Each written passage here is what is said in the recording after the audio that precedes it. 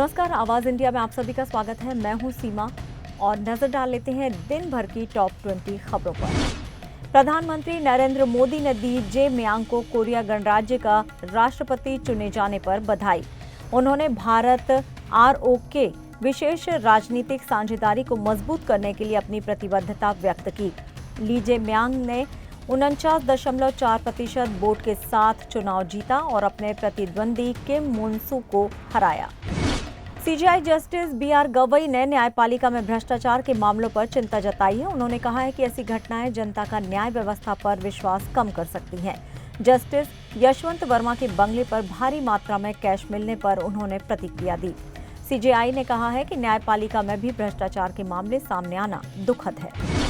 BJP नेता सुधांशु त्रिवेदी ने राहुल गांधी के नरेंद्र सरेंडर बयान पर पलटवार किया है। उन्होंने कहा है कि पीएम मोदी भारत मां के शेर है। त्रिवेदी ने कांग्रेस पर आरोप लगाया कि उसने 1948 और 1971 में कश्मीर और POK के मुद्दे पर सरेंडर किया था। शिवसेना विधायक आदित्य ठाकरे ने बीजेपी पर निशाना साधा। उन्होंने कहा कि बीजेपी ऑपरेशन सिंदूर के नाम पर गंदी राजनीति कर रही है। आदित्य ठाकरे ने पूछा कि पहलगाम के आतंकवादी कहां हैं, क्या वे बीजेपी में शामिल हो गए हैं?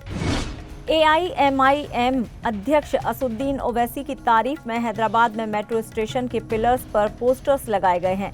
ओवैसी ने हाल ही में कई देशों में भारत का प्रतिनिधित्व किया है। एक पोस्टर पर लिखा है, ओवैसी आतंक और पाकिस्तान के खिलाफ एक सच है। JNU में कुलपति को अब कुलगुरु कहा जाएगा। BC शांतिश्री D पंडित ने कार्यकारी परिषद में इस आशय का प्रस्ताव पेश किया, जिस पर मुहर लगा दी गई है। शैक्षणिक दस्तावेजों और पत्राचार में कुलगुरु शब्द का इस्तेमाल होगा। ये बदलाव JNU के इतिहास में एक नया अध्याय है।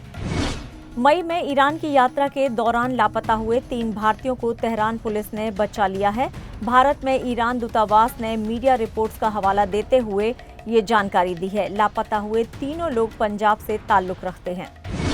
गुजरात में स्थित मुकेश अंबानी के पुश्तैनी घर को मात्र 2 रुपए के टिकट पर देख सकते हैं। 2011 में म्यूजियम में तब्दील किया गया ये घर अब एक लोकप्रिय पर्यटन स्थल बन गया है।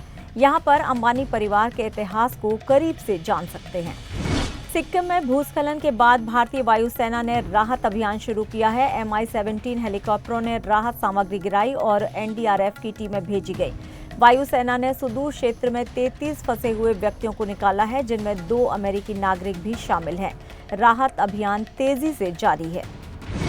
भारतीय वायुसेना के ग्रुप कैप्टन शुभांशु शुक्ला का एक्सियोम स्पेस का AX4 मिशन 10 जून तक के लिए टाल दिया गया है। मिशन में देरी का कारण प्री लॉन्च क्वारंटीन और तकनीकी तैयारियां हैं। शुभांशु शुक्ला इस मिशन में पायलट बनकर अंतर्राष्ट्रीय स्पेस स्टेशन पर जाएंगे। वो राकेश शर्मा के बाद अंतरिक्ष जाने वाले दूसरे भारतीय होंगे।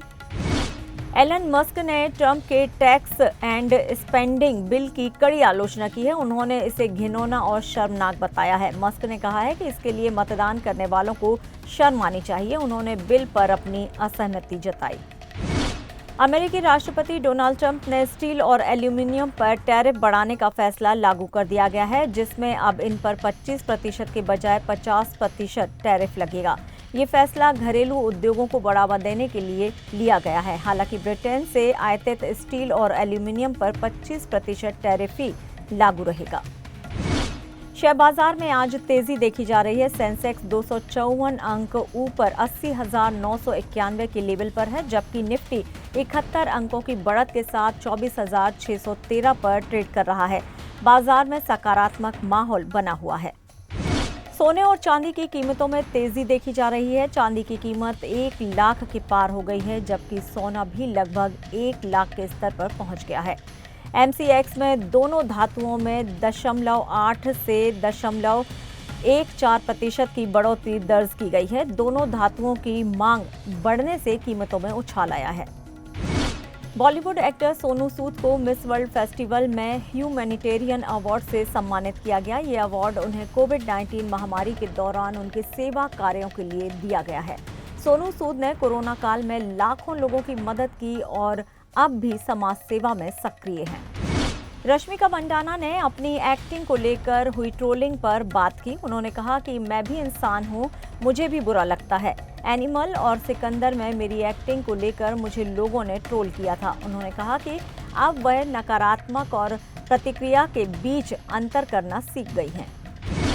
आरसीबी के आईपीएल खिताब जीतने पर विजय माल्या भावुक हो गए। उन्होंने सोशल मीडिया पर लिखा कि उनका सपना था कि आईपीएल ट्रॉफी बेंगलुरु आए।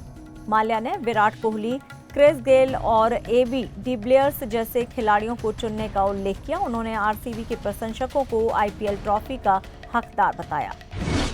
आरसीबी ने आईपीएल खिताब जीतने पर रेलवे मंत्रालय ने अनोखे अंदाज में बधाई दी। रेलवे ने फूलमाला से सजी रेड कोच की ट्रेन की तस्वीर शेयर कर बधाई दी। उन्होंने लिखा, आज हर रेड कोच थोड़ा अधिक रॉयल महसूस कर रहा है।